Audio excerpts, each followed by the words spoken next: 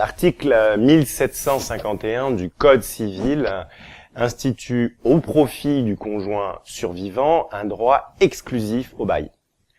Pour que ce droit exclusif puisse s'exercer, deux conditions sont requises. Le local doit être à usage exclusif d'habitation et il doit servir à l'habitation effective des deux époux.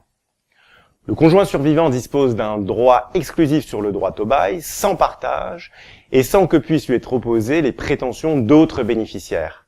En effet, au terme de l'article 831-2 du Code civil, le conjoint survivant ou tout héritier copropriétaire peut demander l'attribution préférentielle, notamment du droit au bail du local, qui lui sert effectivement d'habitation s'il y avait sa résidence à l'époque du décès.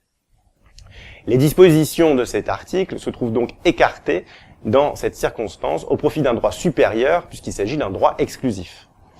La cotitularité du bail est retenue même si un seul des époux a signé le contrat et si les époux sont séparés pourvu qu'ils aient cohabité dans les lieux.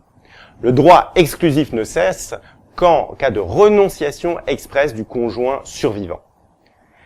La cotitularité légale des époux en matière de bail d'habitation vaut jusqu'à transcription du jugement de divorce en marge des registres de l'état civil.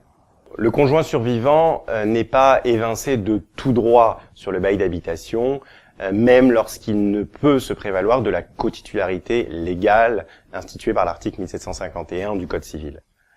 Dans ce cas, un conflit d'attribution pourra naître entre le conjoint qui n'habitait pas les lieux et par exemple le descendant qui y demeurait à l'époque du décès du locataire.